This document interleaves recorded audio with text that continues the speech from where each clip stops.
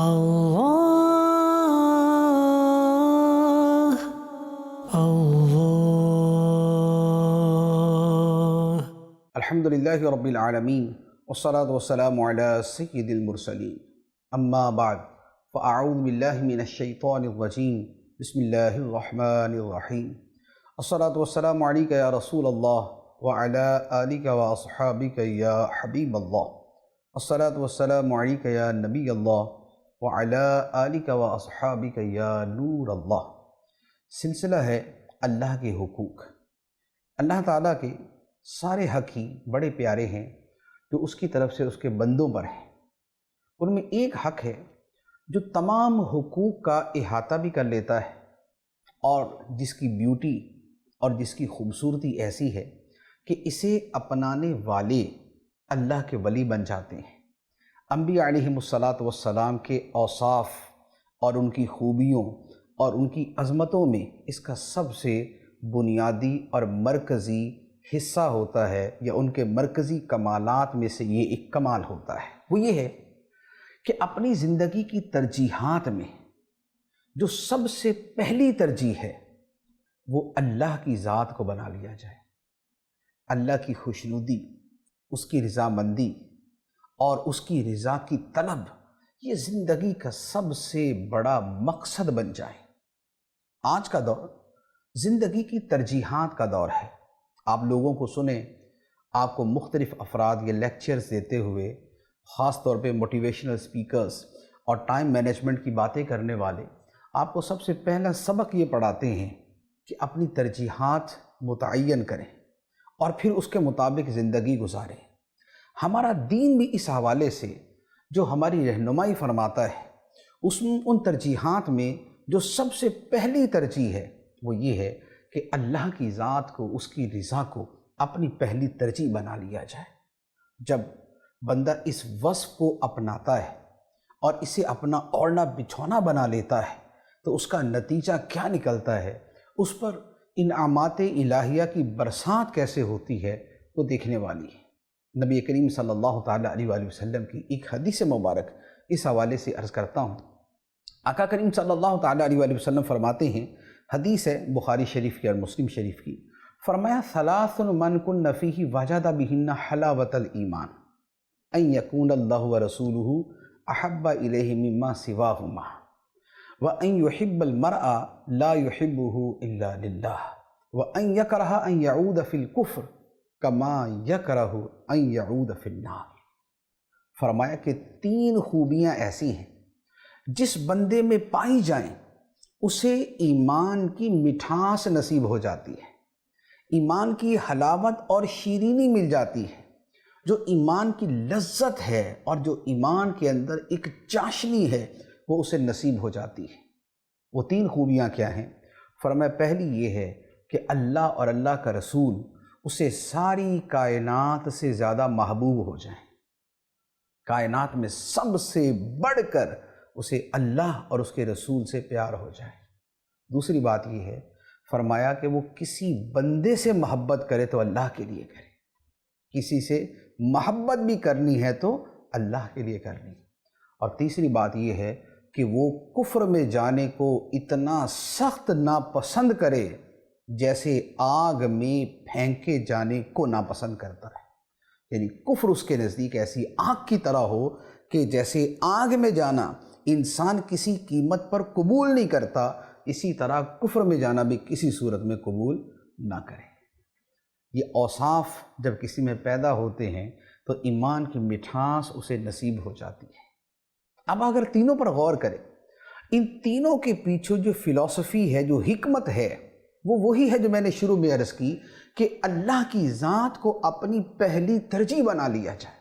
سب سے بڑھ کر محبت بھی اللہ سے، کسی انسان سے، کسی مخلوق سے بھی اگر پیار ہو تو اللہ کے لیے ہو، اور خدا کے در سے اور اس کے دربار سے جانا کسی صورت بندے کو گوارا نہ ہو۔ تو یہ اللہ تعالیٰ کا اس کے بندوں پر ایک بڑا خوبصورت حق ہے۔ اور یہ جو چیز ہے، یہ جو وصف ہے، یہ قرآن مجید کی اور بھی بہت سی آیتوں کے اندر بیان کیا گیا ہے۔ چنانچہ ایک جگہ ارشاد ہوتا ہے، قُلْ إِنَّ صَلَاتِي وَنُسُكِي ومحیای ومماتی للہ رب العالمین۔ تم کہہ دو بے شک میری نماز اور میری قربانی اور میرا جینا اور میرا مرنا سب اللہ کے لیے ہے جو سارے جہانوں کا پالنے والا ہے۔ تو نماز اور قربانی بھی خدا کے لیے اور جینا اور مرنا بھی خدا کے لیے، زندگی بھی خدا کے لیے ہو جائے اور موت کے پیچھے مقصد بھی خدا کی رضا کا حصول ہو اور اس کی رضا کی طلب۔ اسی طرح قرآن مجید میں اللہ تعالیٰ ارشاد فرماتا ہے ان اللہ اشتری من المؤمنین انفسہم واموالہم بان لہم الجنہ، بے شک اللہ نے ایمان والوں سے ان کی جانیں اور ان کے مال خرید لیے اس بدلے میں کہ ان کے لیے جنت ہے۔ خدا ان کو جنت عطا فرمائے گا اور اس کے بدلے میں خدا نے ان کی جانیں اور ان کے مال خرید لیے۔ ایک اور مقام پہ اللہ تعالیٰ ارشاد فرماتا ہے، فرمایا وَمِنَ النَّاسِ مَن يَشْرِي نَفْسَهُ ابْتِغَاءَ مَرْضَاتِ اللَّهِ، فرمایا لوگوں میں کوئی وہ ہے جو اللہ کی رضا کی تلاش میں اپنی جان بیچ دیتا ہے، اپنی جان بھی بیچ دیتا ہے کہ اسے اس کے مولا کی رضا مل جائے، خوشنودی مل جائے۔ تو یہ آیات اور وہ جو شروع کی حدیث ہے اس سے پتہ چلتا ہے کہ انسان کی ترجیح اول کیا ہونی چاہیے، اس کی فرسٹ پریورٹی کیا ہونی چاہیے۔ اور جب انسان کے دل میں یہ کمال اور یہ خوبی پیدا ہو جائیں تو پھر اس کے اعمال کیسے ہوتے ہیں، اس کی سوچ کیسی ہوتی ہے، اس کی طرز زندگی کیسے ہوتی ہے، اس کا کردار کیسے بدل جاتا ہے، اس کے لیے چند ایک پوائنٹس میں عرض کرتا ہوں۔ پہلی بات، جب خدا پہلی ترجیح بن جائے تو پھر انسان کے سارے رشتے، ماں باپ بہن بھائی گھر بار کاروبار، یہ سب پیچھے ہو جاتے ہیں اور خدا کی رضا سب سے مقدم ہو جاتی ہے۔ خدا کی رضا سب سے مقدم ہو جاتی ہے اور سارے پیار اور سارے رشتے ناتے اور سارے تعلقات یہ بعد میں ہو جاتے ہیں۔ چنانچہ اللہ تعالیٰ قرآن پاک میں ارشاد فرماتا ہے، سورہ توبہ کی آیت نمبر 24 ہے، فرمایا قُلْ إِن كَانَ آبَاؤُكُمْ وَأَبْنَاؤُكُمْ وَإِخْوَانُكُمْ وَأَزْوَاجُكُمْ وَعَشِيرَتُكُمْ وَأَمْوَالٌ اقْتَرَفْتُمُوهَا وَتِجَارَةٌ تَخْشَوْنَ كَسَادَهَا وَمَسَاكِنُ تَرْضَوْنَهَا أَحَبَّ إِلَيْكُم مِّنَ اللَّهِ وَرَسُولِهِ وَجِهَادٍ فِي سَبِيلِهِ فَتَرَبَّصُوا حَتَّى يَأْتِيَ اللَّهُ بِأَمْرِهِ۔ یہ جو پوری آیت ہے اس کا ترجمے کی بجائے اس کا میں خلاصہ عرض کر دیتا ہوں کہ کیا فرمایا کہ تمہارے باپ، تمہارے بیٹے، تمہارے بھائی، تمہاری بیویاں، تمہارے رشتہ دار اور وہ مال جو تم نے کمایا اور وہ تجارت جس کے نقصان کا تمہیں ڈر ہے اور وہ رہائشیں جو تمہیں بڑی پسند ہے، سارے رشتے، مال، دولت، کاروبار، گھر بار، سواری، سب کچھ اس میں آ گیا۔ فرمایا کہ یہ سب کے سب احب الیکم من اللہ ورسولہ وجہاد فی سبیلہ، یہ اللہ کے رسول اور اللہ کی راہ میں جہاد کرنے سے زیادہ پیارے نہیں ہونے چاہیے۔ یہ سب چیزیں بعد میں ہوں، احب کیا ہو، سب سے پیارا کیا ہو، سب سے محبوب کیا ہو، سب سے زیادہ پسند کیا ہو، اللہ ہو، اللہ کا رسول ہو صلی اللہ علیہ وسلم اور خدا کے احکام ہو۔ تو یہ ہے جب اللہ تعالیٰ کی خوشنودی بندے کی پہلی ترجیح بن جاتی ہے تو پھر ساری کی ساری ترجیحات پیچھے چلی جاتی ہیں، ساری محبتیں پیچھے چلی جاتی ہیں اور خدا کی محبت سب پر مقدم ہو جاتی ہے۔ اور اسی کا ایک دوسرا نتیجہ یہ نکلتا ہے کہ جب خدا کی رضا ہی بندے کی پہلی ترجیح بن جائے اور خدا سے ہی سب سے بڑھ کر پیار ہو جائے تو پھر اب اپنا کوئی کتنا ہی پیارا کیوں نہ ہو، اگر وہ خدا کا دشمن ہے تو پھر ہمارا دشمن ہے، اگر وہ خدا کو پسند نہیں تو پھر ہمیں بھی پسند نہیں۔ اپنا عزیز وہ ہے جسے تو عزیز ہے، ہم کو ہے وہ پسند جسے آئے تو پسند۔ تو ہمیں وہ پسند آتا ہے جسے تو پسند آتا ہے، ہمارا عزیز وہ ہے جسے تو عزیز ہے، جسے تجھ سے پیار ہے ہمیں اس سے پیار ہے، جو تجھے پسند ہے وہ ہمیں پسند ہے، اور جو تجھ سے دور ہے وہ ہم سے دور ہے۔ اور اللہ تعالیٰ نے اس بات کو بھی قرآن کے اندر بیان فرمایا، ارشاد فرمایا لا تجد قوما یؤمنون باللہ والیوم الآخر یوادون من حاد اللہ ورسولہ ولو کانوا آباءہم او ابناءہم او اخوانہم او عشیرتہم۔ فرمایا کہ تم ایسے لوگوں کو نہیں پاؤ گے جو اللہ کو مانتے ہوں، آخرت کو مانتے ہوں، اور اللہ اور آخرت کو ماننے کے باوجود وہ ان لوگوں سے پیار کرے جو اللہ اور اللہ کے رسول کے مخالف ہوں اور ان سے جنگ کرنے والے ہوں۔ جو خدا کے رسول سے لڑائی کرے، مخالفت کرے ان سے کبھی وہ پیار نہیں کر سکتے، اگرچہ یہ مخالفت کرنے والے کون ہوں، ان کے باپ ہوں، ان کے بیٹے ہوں، ان کے بھائی ہوں، ان کے رشتہ دار ہوں۔ باپ، بیٹے، بھائی، رشتہ دار، اگرچہ اتنے قریبی رشتے بھی ہوں، لیکن اگر وہ خدا اور خدا کے پیارے رسول صلی اللہ علیہ وآلہ وسلم کے مخالف ہیں تو بندہ مومن ان سے پیار نہیں کر سکتا۔ تو یہ کب ہوتا ہے؟ جب اللہ بندے کی پہلی ترجیح بن جاتا ہے، تب یہ ہوتا ہے۔ اچھا، پھر جب خدا بندے کی پہلی ترجیح بن جاتا ہے تو ایسی ترجیح ہوتا ہے کہ بندے کی جان بھی پیچھے چلی جاتی ہے اور خدا کی رضا اس سے بھی آگے آ جاتی ہے۔ پہلے تو بھی رشتہ داروں کی بات ہوئی نا، فلاں فلاں رشتہ دار، لیکن پھر معاملہ یہ ہوتا ہے کہ بندے کی جان بعد میں ہے اور خدا کی رضا پہلے ہے، اور اگر اس کے حصول میں اور اس مولا کریم کی بارگاہ میں قرب پانے کے لیے اسے اپنی جان کا نذرانہ بھی دینا پڑے تو اس کے لیے تیار ہو جاتا ہے، اور صرف تیار نہیں ہوتا بلکہ اس پہ خوش ہوتا ہے۔ اس پہ خوش ہوتا ہے کہ میری جان میرے مولا کی راہ میں قربان ہو گئے۔ میں آپ کو ایک بڑا خوبصورت واقعہ سناتا ہوں، طبقات ابن سعد کے اندر یہ واقعہ ہے۔ حضرت عبداللہ بن جہش رضی اللہ تعالیٰ عنہ بڑے پیارے صحابی تھے، غزوہ احد میں یہ شریک ہوئے۔ تو حضرت سعد بن ابی وقاص رضی اللہ تعالیٰ عنہ فرماتے ہیں کہ جنگ احد سے ایک دن پہلے عبداللہ بن جہش میرے پاس آئے اور کہنے لگے کہ ہم کوئی دعا مانگے، میں دعا مانگوں گا آپ آمین کہنا، اور آپ دعا مانگیں گے میں آمین کہوں گا۔ فرمایا ٹھیک ہے۔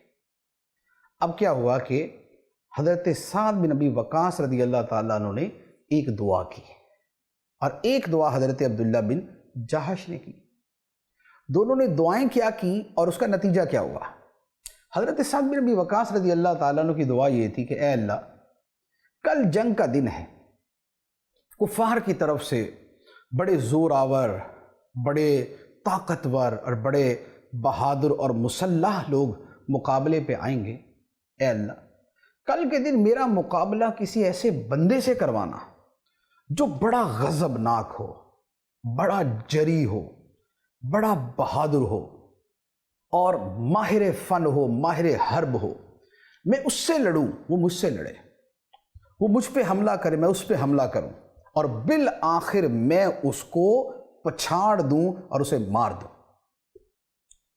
حضرت سعد بن ابی وقاص رضی اللہ تعالیٰ عنہ نے یہ دعا کی۔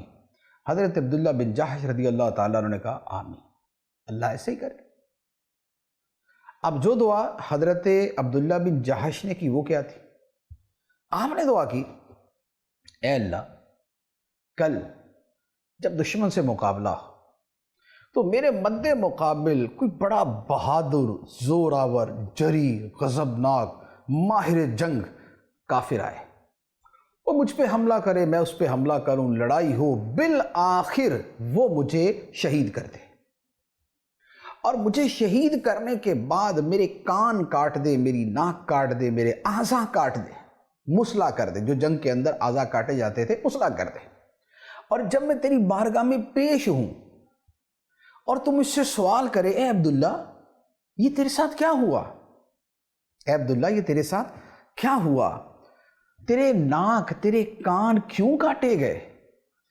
تو میں عرض کروں گا، مولا تیرے لیے، تیرے رسول کے لیے، تیرے لیے کاٹے گئے، تیرے رسول کے لیے کاٹے گئے، تیری محبت کے اندر یہ جان قربان کی ہے، تیرے حبیب علیہ الصلاۃ والسلام کی معیت کے اندر یہ جان قربان کی ہے۔ اور حضرت سعد بن ابی وقاص فرماتے ہیں کہ اگلے دن جب جنگ ہوئی اور جنگ کے اندر ویسا ہی ہوا جیسے ہم نے دعائیں مانگی تھی کہ میری لڑائی ہوئی ایک بندے سے، میں نے اسے مار دیا، اور عبداللہ بن جہش کی لڑائی ہوئی ایک کافر سے، اس نے عبداللہ بن جہش کو شہید کر دیا اور ان کے اعضاء کان وغیرہ کاٹ دیے گئے۔ اور جنگ کے بعد جب دیکھا گیا تو ان کی ناک بھی کٹی ہوئی تھی، ان کے کان بھی کٹے ہوئے تھے۔ اور حضرت سعد بن ابی وقاص فرماتے ہیں کہ واللہ عبداللہ کی دعا میری دعا سے بہتر تھی، عبداللہ کی دعا میری دعا سے بہتر تھی۔ اب آپ غور کریں کہ یہ کون سا جذبہ ہے، یہ کون سی سوچ تھی، یہ کیسا ولولہ تھا، یہ کیسی دل و دماغ کے اندر ایک ہلچل تھی کہ جس کے نتیجے میں دعا بھی ایسی کی اور اس کا نتیجہ بھی ایسا ہوا، اور راہ خدا میں جان لڑانا اور قربان کر دینا اور اعضاء کٹوا لینا یہ بھی باعث شرف بن گیا، اور اس کا بھی شوق تھا کہ خدا کی بارگاہ میں اس طریقے سے پیش ہوں۔ یہ تبھی ہوتا ہے جب یہ ہوتا ہے کہ میرا جینا بھی اللہ کے لیے ہے، میرا مرنا بھی اللہ کے لیے ہے۔ جب جینا مرنا خدا کے لیے ہو جائے تو پھر کیفیت یہ ہوتی ہے۔ تو یہ ہے اللہ تعالیٰ کے لیے اللہ تعالیٰ کو اپنی پہلی ترجیح بنا لینا۔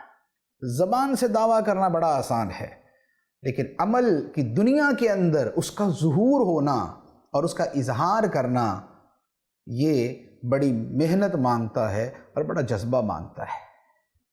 ایک اور نشانی عرض کرتا ہوں کہ جب خدا بندے کی پہلی ترجیح ہو جائے اور وہ خدا ہی کی رضا کو اپنی پہلی ترجیح قرار دے تو اور کیا ہوتا ہے۔ یہاں تو جان قربان کی، یہی معاملہ بندے کے مال کے ساتھ ہو جاتا ہے۔ انسان کو جیسے اپنے رشتہ داروں سے پیار ہے، ایسے اپنی جان سے پیار ہے، ایسے اپنے مال سے پیار ہے۔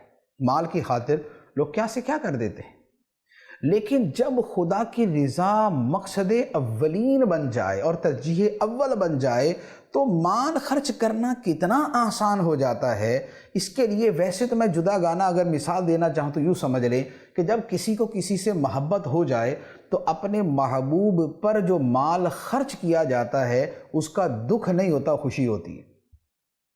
جب محبت ہوتی ہے انسان کو، جیسے اپنے اولاد سے محبت ہے، اب اولاد ڈیمانڈ کرتی ہے کہ بابا فلاں چیز لے دے، ابو فلاں چیز لے دیں، اور آدمی کے پاس گنجائش ہو تو وہ بڑی خوشی سے لے کے دیتا ہے۔ چلو بیٹا ابھی چلتے ہیں، چلو بیٹا ابھی لے کے دیتے ہیں، ہم اپنے بچے کو یہ لے کے دیں گے، ہم اپنے جو وہ بٹیا کو یہ لے کے دیں گے۔ اب ہم جاتے ہیں، دیتے ہیں، اور یہ پیسے خرچ کر کے ہمیں دکھ نہیں ہو رہا ہوتا، ہمارا دل خوش ہوتا ہے۔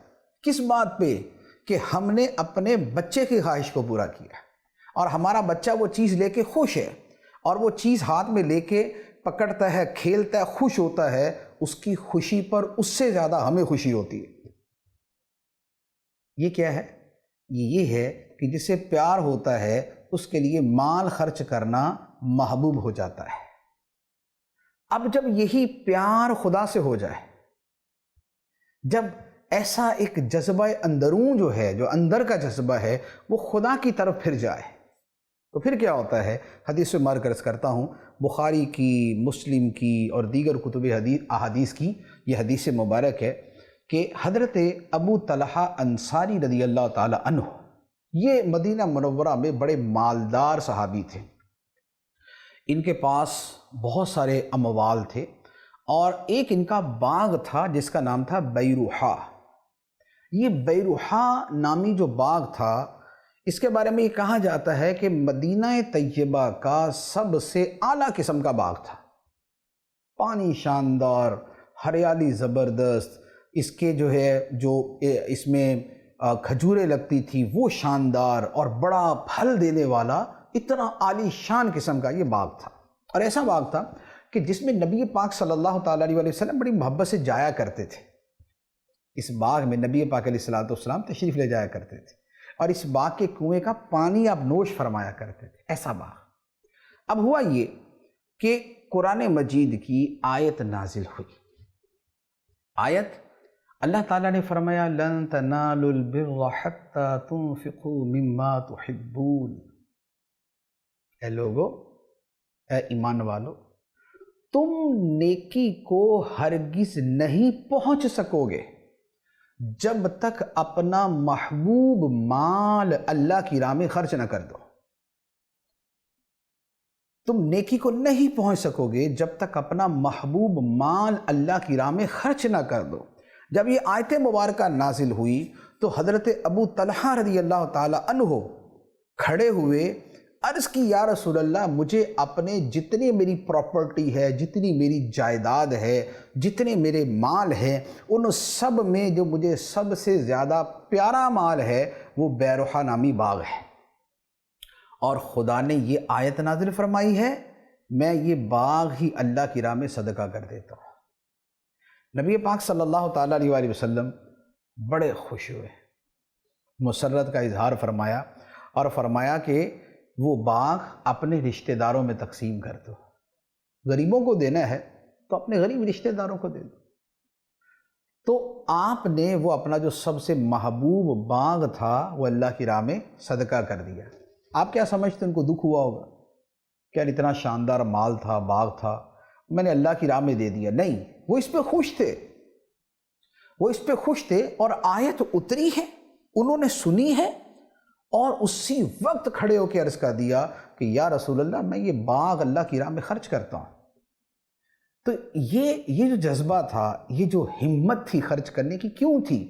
اس لیے کہ باغ اگرچہ بڑا پیارا تھا، اور باغ سے اگرچہ بڑا پیار تھا، لیکن اللہ سے جو پیار تھا وہ اس باغ سے بڑھ کر تھا۔ اتنا پتا تھا کہ یہ میں باغ اللہ کی راہ میں دے دوں گا، خدا خوش ہوگا، خدا راضی ہوگا۔ تو اللہ کی رضا چونکہ ان کی پہلی ترجیح تھی، فرسٹ پرائرٹی تھی، تو اس لیے یہ باغ ان کے لیے خرچ کر دینا کوئی بوجھ نہیں تھا، بڑی خوشی کے ساتھ اپنا باغ خرچ کر دیا، دے دیا۔ تو یہ ہے اللہ تعالیٰ کو پہلی ترجیح بنانا۔ اچھا، اسی طرح یہ تو چونکہ مالدار صحابی تھے، اب مالدار صحابی ہیں تو ان کے لیے یوں کہہ لیں، اگرچہ مالدار کے لیے بھی مال خرچ کرنا اتنا آسان نہیں ہوتا، لیکن تب بھی بہرحال ان کے لیے نسبتاً کچھ آسان تھا۔ ایک اس سے آگے کا درجہ ہوتا ہے کہ جب اپنے پاس کچھ نہ ہو، جو ہے وہ تھوڑا سا ہے، لیکن اللہ کی رضا اس تھوڑے سے کے خرچ کرنے میں ہے تو وہ تھوڑا سا بھی خرچ کر دیا۔ ایک اور حدیث مبارک عرض کرتا ہوں، یہ حدیث مبارک بھی بخاری شریف کی ہے۔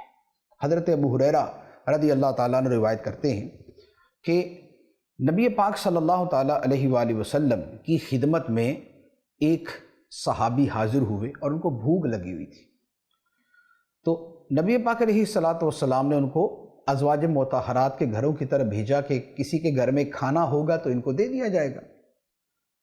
لیکن حالت یہ تھی کہ آقا کریم صلی اللہ علیہ وآلہ وسلم مالک کونین ہیں، آپ کے جتنے گھر تھے ازواج مطہرات کے، ان میں سے کسی ایک کے گھر میں بھی کھانا نہیں تھا جو اس بھوکے مہمان صحابی کو کھلا دیا جاتا، ایک گھر میں کھانا نہیں تھا۔ تو نبی پاک صلی اللہ تعالیٰ علیہ وآلہ وسلم نے صحابہ کرام سے فرمایا کہ بھئی کون اس کی مہمان نوازی کرے گا؟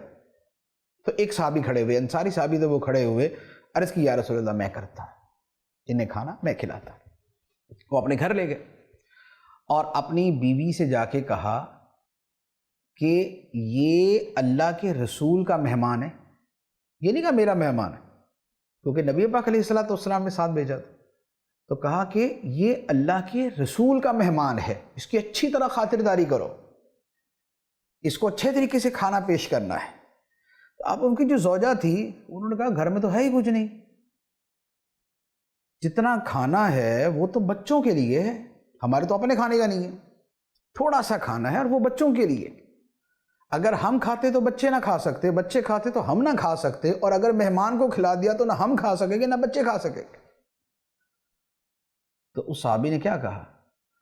انہوں نے کہا ایک کام کرو، بچوں کو تو ذرا پیار محبت سے سلا دو، تھوڑی سی تسلی دے کے سلا دو ان کو، بہت شدید بھوک نہیں ہوگی اس لیے، ورنہ بچوں کے ساتھ بستر کرنے کی اجازت نہیں ہوتی۔ تو کہا کہ بچوں کو ذرا پیار محبت سے سلا دو، اور باقی رہا ہمارا اور مہمان کا کھانا، تو اس طرح کرنا جب میں مہمان کے پاس بیٹھوں گا اور تم کھانا لے کے آؤ تو کھانا سامنے رکھ کے کسی بہانے سے جو چراغ ہے اسے بجھا دینا، چراغ بجھا دو گی اندھیرا ہو جائے گا، مہمان کو پتہ ہی نہیں چلے گا کہ ہم کھا رہے یا نہیں کھا رہے، تو مہمان کھانا کھاتا رہے گا اور ہم ویسے ہی منہ چلاتے رہیں گے، جس سے مہمان کو یہ پتہ چلے کہ یہ بھی کھانا کھا رہے حالانکہ کھانا نہیں کھا رہے۔ تو چنانچہ ایسے ہی ہے، بچوں کو سلا دیا اور کھانا جب سامنے رکھا تو چراغ جو ہے وہ کسی طریقے سے بجھا دیا، مہمان کھانا کھاتا رہا، اور یہ جو صحابی تھے اور ان کی جو زوجہ تھی وہ ویسے ہی بھوکی کی بھوکی رہیں اور ساری رات اسی طرح گزار دی۔ جب صبح کے وقت سرکار دو عالم صلی اللہ تعالیٰ علیہ وآلہ وسلم کی بارگاہ میں حاضر ہوئے تو آقا کریم علیہ السلام نے فرمایا، تم دونوں میاں بیوی کا رات کا نیک عمل اللہ کو بڑا پسند آیا ہے، اللہ کو بڑا پسند آیا ہے، تم نے جو رات نیک عمل کیا۔ اور پھر اس کے اوپر قرآن مجید کی آیت مبارکہ، اب اللہ تعالیٰ راضی ہوا تو اللہ تعالیٰ نے قرآن کی آیت مبارکہ نازل فرمائی، وَيُؤْثِرُونَ عَلَىٰ أَنفُسِهِمْ وَلَوْ كَانَ بِهِمْ خَصَاصَةٌ، اور وہ اپنی جانوں پر دوسروں کو ایثار کرتے ہیں، دوسروں کو ترجیح دیتے ہیں، اگرچہ خود ان کو بھی حاجت ہو لیکن اپنی جانوں پہ دوسروں کو وہ ترجیح دیتے ہیں۔ یہ انصار کی فضیلت میں اللہ تعالیٰ نے قرآن میں بیان فرمایا، اور ان فضائل میں سے اور ان واقعات میں سے اور اس ایثار کے واقعات میں سے ایک بہترین واقعہ یہ ہے۔ تو یہ جو اپنے بچوں تک کو پیار محبت سے قربانی کے لیے تیار کر لینا اور خود بھی ساری رات بھوکے رہنا اور صرف اندھیرے میں منہ چلاتے رہنا اور کچھ نہ کھانا اور مہمان کو کھلا دینا کیوں تھا؟ اس لیے کہ اس عمل سے خدا راضی ہوتا ہے۔ اس وقت صورتحال ایسی تھی تو خدا راضی ہوتا ہے، تو اس لیے حضرت یہ جو انصاری صحابی رضی اللہ تعالی عنہ تھے انہوں نے یہ عمل کیا۔ اچھا، اسی طرح جب خدا بندے کی پہلی ترجیح بن جاتا ہے تو کچھ اور چیزیں بھی ہیں، وہ یہ ہے کہ پھر جو خدا کی پسند ہے وہی بندے کو پسند ہوتا ہے، اور جو خدا کو ناپسند ہے بندے کو بھی ناپسند ہو جاتا ہے، اور جو خدا کو پسند ہے بندہ اسے اپنا لیتا ہے، اور جو خدا کو ناپسند ہے بندہ اسے چھوڑ دیتا ہے، کیونکہ بڑی ایک جینوئن سی بات ہے اور ایک لاجیکل بات ہے۔ اب ہم یہ چاہیں کہ خدا کی رضا کو، خدا کی خوشنودی کو ہم اپنی پہلی ترجیح بنا لیں، تو یہ دیکھ لیں کہ خدا کو کیا کیا پسند ہے، ہم وہ اپنے کردار میں شامل کر لیں، اور خدا کو جو جو ناپسند ہے اسے اپنی زندگی سے نکال دیں۔ اب وہ کیا ہے، اس کی ایک لسٹ میں آپ کے سامنے عرض کر دیتا ہوں۔ اللہ تعالیٰ ارشاد فرماتا ہے سورہ توبہ میں، ارشاد فرمایا، ان اللہ یحب المتقین، بے شک اللہ تقوی والوں کو پسند کرتا ہے۔ تقوی والوں کو پسند کرتا ہے، تقوی سے مراد ہے گناہ کا چھوڑ دینا۔ تو مطلب یہ ہوا کہ اللہ تعالیٰ گناہوں کو چھوڑنے والے کو پسند کرتا ہے، یہ تقوی۔ اللہ تعالیٰ فرماتا ہے، ان اللہ یحب التوابین ویحب المتطہرین، بے شک اللہ بہت توبہ کرنے والے کو پسند کرتا ہے اور خوب پاک صاف رہنے والے کو پسند کرتا ہے۔ تو خدا کو بندے کی توبہ پسند ہے تو بندہ توبہ والا بن جائے، تائب ہو جائے، تواب ہو جائے، بہت توبہ کرنے والا بن جائے، اور خدا کو پاکی پسند ہے تو بندہ پاک رہنے والا بن جائے، ظاہری باطنی جو ناپاکیاں، جو نجاستیں اور جو غلاظتیں ہیں وہ اپنے اندر سے نکال دیں۔ اللہ تعالیٰ فرماتا ہے سورہ آل عمران، فرمایا واللہ یحب الصابرین، اور اللہ صبر کرنے والوں سے محبت کرتا ہے۔ خدا کو صبر پسند ہے تو اب ہماری زبان کے اوپر بے صبری کا کوئی جملہ نہ آئے، ہماری زبان پر بے صبری کا کوئی جملہ نہ آئے، ہم شکوہ شکایت نہ کریں، ہم اللہ کی رضا پہ راضی رہیں۔ اور اللہ تعالیٰ فرماتا ہے ان اللہ یحب المتوکلین، بے شک اللہ توکل کرنے والوں کو پسند کرتا ہے، وہ لوگ جو خدا پہ بھروسہ کرتے ہیں، تدبیر اختیار کر کے نتیجہ خدا پہ چھوڑ دیتے ہیں، اور یہ جانتے ہیں کہ اصل مالک حقیقی اور کارساز حقیقی خدا ہے۔ پھر سورہ مائدہ میں ارشاد ہوتا ہے ان اللہ یحب المقسطین، بے شک اللہ انصاف کرنے والوں کو پسند کرتا ہے۔ جو انصاف کرے اپنی ذات کے ساتھ، اپنے گھر والوں کے ساتھ، اپنے معاشرے کے ساتھ، اور جو انصاف کرے اپنی ذمہ داری کے ساتھ، اور جو انصاف کرے کسی ایسے منصب پہ جا کے کہ جہاں عدل کرنا، انصاف کرنا ان کی ذمہ داری ہے، جیسے جج ہیں یا جیسے اور بہت سے مناصب ہیں کہ جہاں پر فیصلے کرنے ہوتے ہیں، تو اپنے فیصلوں کے اندر وہ انصاف کرے۔ خدا کو اور کیا پسند ہے؟ رب العالمین فرماتا ہے سورۃ البقرہ آیت نمبر 195، فرمایا ان اللہ یحب المحسنین، بے شک اللہ احسان کرنے والوں کو پسند کرتا ہے۔ احسان کرنے سے مراد ایک وہ صورت بھی ہے جسے ہم اپنی زبان میں احسان کرنا کہتے ہیں کہ فلاں بندے کے میرے اوپر بڑے احسانات ہیں، یعنی اس نے بغیر کسی معاوضے اور بدلے کے مجھے فیور دی، مجھے فائدہ دیا، میرا کام کیا، ایک تو یہ بھی احسان۔ اور احسان کا ایک مطلب نیکی کرنا بھی ہے۔ اس کا مطلب یہ ہوا کہ بے شک اللہ نیکی کرنے والوں کو پسند فرماتا ہے، جن کا عمل نیک ہے۔ اور ایک احسان کا مطلب یہ ہوتا ہے کہ جو نیک عمل کیا جائے وہ اچھے سے اچھا کر کے کیا جائے۔ جیسے بخاری شریف کی حدیث ہے، جبرائیل امین علیہ السلام نے عرض کی مل احسان، یا رسول اللہ احسان کیا ہے؟ فرمایا ان تعبد اللہ کأنک تراہ فإن لم تکن تراہ فإنہ یراک، کہ تو اللہ کی عبادت ایسے کر جیسے تو خدا کو دیکھ رہا ہے، اور اگر یہ نہ ہو سکے تو یہ یقین جان کہ خدا تجھے دیکھ رہا ہے۔ یہ کیا ہے؟ یہ مرتبہ احسان ہے کہ جس میں عمل تو کیا جاتا ہے لیکن وہ عمل کمال درجے کا کیا جاتا ہے، وہ اعلیٰ قسم کا عمل کیا جاتا ہے۔ تو یہ وہ نیک اعمال ہیں جو خدا کو پسند۔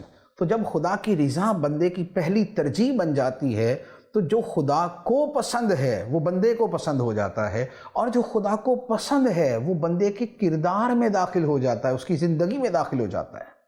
اور وہ کیا چیزیں تھیں اس کی فہرست میں دوبارہ عرض کر دیتا ہوں جو قرآن مجید کی آیات میں بیان کی گئی، ورنہ اس کے علاوہ اور جو دیگر آیات یا احادیث ہیں اس کی ایک بہت بڑی جو ہے وہ تعداد ہے۔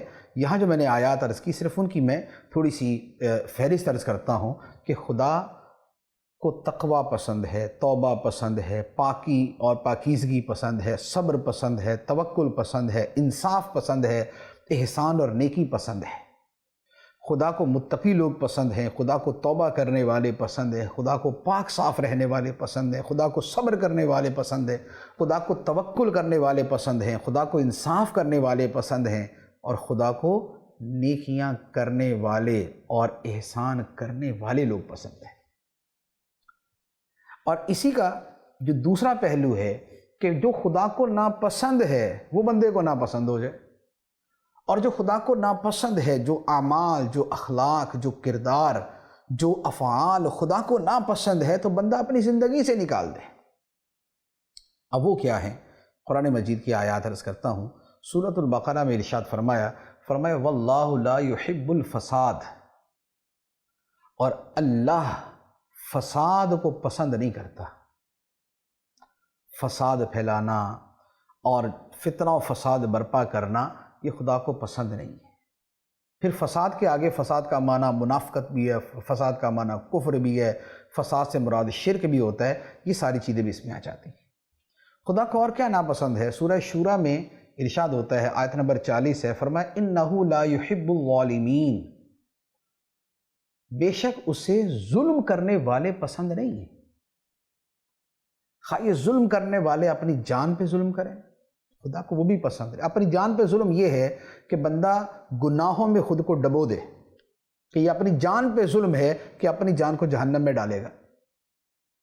خدا کو ظلم کرنے والے پسند نہیں ہیں، خواہ وہ ظلم شوہر بیوی پہ کرے، یا باپ اولاد پہ کرے، یا بھائی بہن پہ کرے، یا پڑوسی پہ کرے، یا رشتہ دار پہ کرے، خدا کو ظلم کرنے والے پسند نہیں۔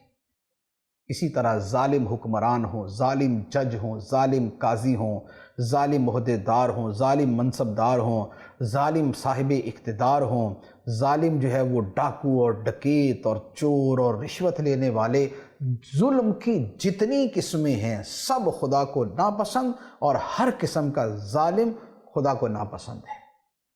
تو اپنے وجود سے ظلم نکال دیں۔ اسی طرح اللہ تعالیٰ فرماتا ہے ان اللہ لا يحب المعتدین، سورۃ البقرہ آیت نمبر 190۔ بے شک اللہ زیادتی کرنے والوں کو پسند نہیں کرتا، حد سے بڑھنے والوں کو پسند نہیں کرتا۔ حد سے بڑھنا یہ ہے کہ خدا نے جو حد مقرر کر دی اس سے آگے نہ بڑھا جائے، بس وہاں ٹھہر جائے، اس سے پیچھے پیچھے۔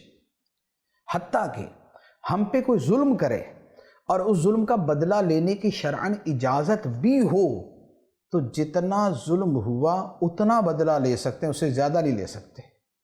مثال کے طور پہ جو قانون کے اعتبار سے میں عرض کرتا ہوں کہ قانونی اعتبار سے ایک بندے نے دوسرے کے تھپڑ مارا، جواب کے اندر قانون یہ کہتا ہے کہ جواب میں ایک تھپڑ اسے مارا جا سکتا ہے، اب اسے 2 تھپڑ مارنا ظلم ہوگا، یہ زیادتی ہوگی، یہ حد سے بڑھنا ہوگا۔ کسی نے کسی کو بندہ مار دیا، شریعت کا اصول ہے قصاص، قصاص کے اندر ایک کے بدلے میں ایک، ایسا نہیں ہے کہ ان کا بڑا بندہ مارا تھا تو ان کے 10 بندے مار دے یا 2 بندے مار دے، نہیں، یہ حد سے تجاوز کرنا ہے، یہ حد سے آگے بڑھنا ہے۔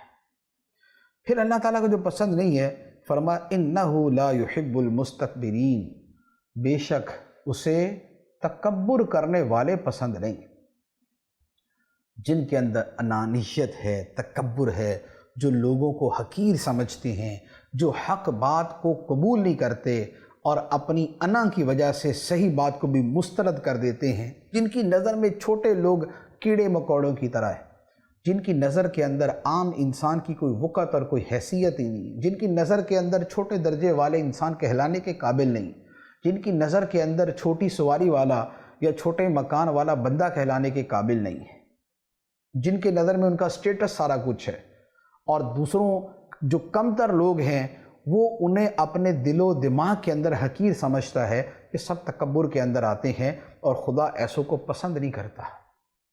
تو تکبر عہدے کی وجہ سے ہو، منصب کی وجہ سے ہو، تکبر جو ہے وہ اپنی جو ہے شہرت کی وجہ سے ہو، اپنی دولت کی وجہ سے ہو، اپنی عزت کی وجہ سے ہو، تکبر کی ہر صورت مردود ہے، خدا کو ناپسند ہے۔ خدا کو اور کیا ناپسند ہے؟ فرمایا ان اللہ لا يحب من کان خوانا اثیما، بے شک اللہ نہیں پسند کرتا اسے جو بہت زیادہ خیانت کرنے والا ہو، بہت بڑا گناہ گار ہو۔ خیانت خدا کو پسند نہیں، اب وہ خیانت مال کے اندر کی جائے، وہ خیانت کردار کے اعتبار سے کی جائے، وہ خیانت منصب اور عہدے کے اعتبار سے کی جائے، خدا کو پسند نہیں۔ اور اس کے ساتھ جو گناہوں میں ڈوبا ہوا بندہ ہے اور گناہوں میں اور لذات میں منہمک رہنے والا ہے، خدا کو وہ پسند نہیں۔ تو جب خدا کی ذات کو بندہ پہلی ترجیح بنا لیتا ہے تو پھر جو خدا کو ناپسند ہوتا ہے، انسان اپنے آپ سے ان چیزوں کو نکال دیتا ہے۔ اللہ تعالی ہمیں ان سب اوصاف پہ عمل کرنے کی توفیق عطا فرمائے اور ہمیں اپنی پسند کا بندہ بنائے، اور ہمیں یہ خوبی اور یہ وصف عطا فرمائے کہ ہماری سب سے پہلی ترجیح، ہماری زندگی کی سب سے پہلی ترجیح اللہ کی رضا کا حصول بن جائے۔ آمین بجاہ النبی الامین صلی اللہ تعالی علیہ وسلم۔ اللہ اللہ